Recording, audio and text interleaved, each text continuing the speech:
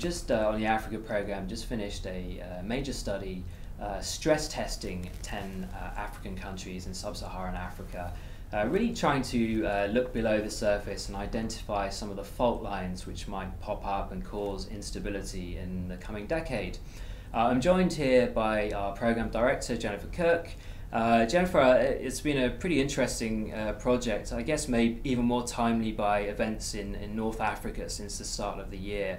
Are there any parallels between what's been going on in North Africa, in Tunisia, Egypt and Libya?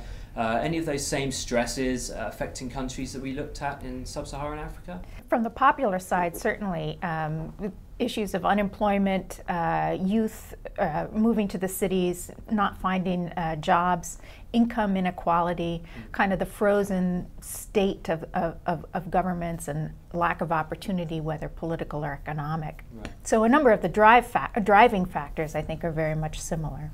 And of course, we've been looking closely in the past 5 or 6 months to see if there is going to be a knock-on effect, and we have seen some protests in some of the countries we looked at, actually.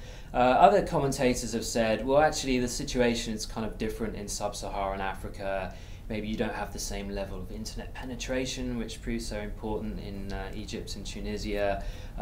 Maybe they look at African states and see them as fragmented along ethnic lines and wonder whether people can really unite around a common cause of ousting a government, for example. What's your take on that? Well, I think there's obviously been a pretty powerful demonstration effect of what popular and mass protests can do, but I think it's going to play out in different ways in different situations. Right. Some of those protests that we've seen have been because of prices, fuel prices, food prices, some for policies, some against individual personalities like President Wade in Senegal. Some, though, I think may coalesce eventually to become challenges to the system and kind of systemic challenges, in Uganda, for example. Right.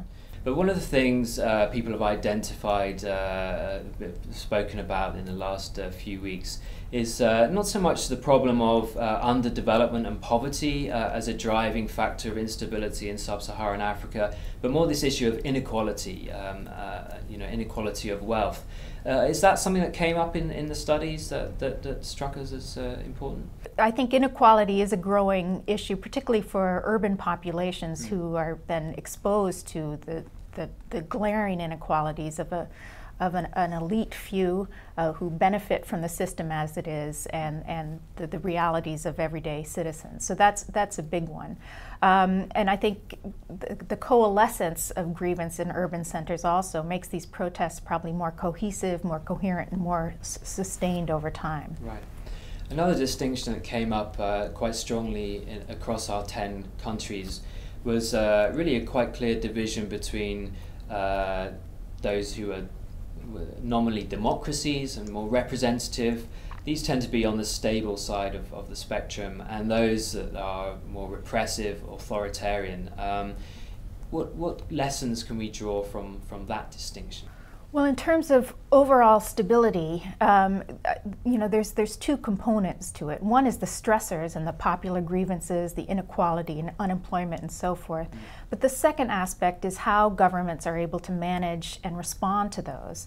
And I think the most dangerous of these will be when the popular grievances rise, but the government has not found ways to kind of channel grievance, to respond to grievance, other than through coercion. Right. And so those are the countries, I think those that are somewhat frozen, that are unable to countenance popular dissent, there are no outlets for grievance, those I think are ones that are more likely to be radically destabilized over the longer term. You know, there's tough policy implications for the US to grapple with when dealing with these countries, isn't there? I mean, for the US, these are also countries that have been doing quite well economically over time. But I think the United States, if it wants really long-term sustained partners, it really has to push some of these governments to be a bit more responsive, to be more open to popular grievance, and to begin to find ways of managing and opening up to political competition.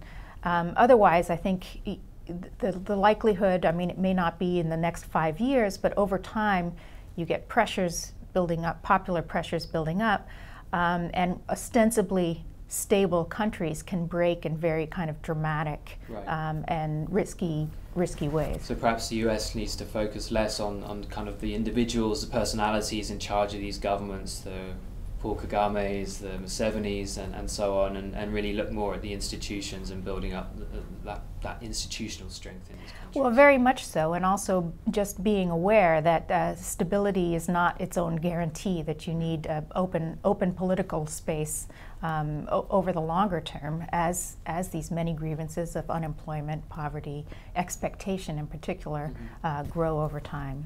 Okay, well, we've picked up a couple of the strands, a couple of the main findings of our report, but really only gone into them in very broad detail.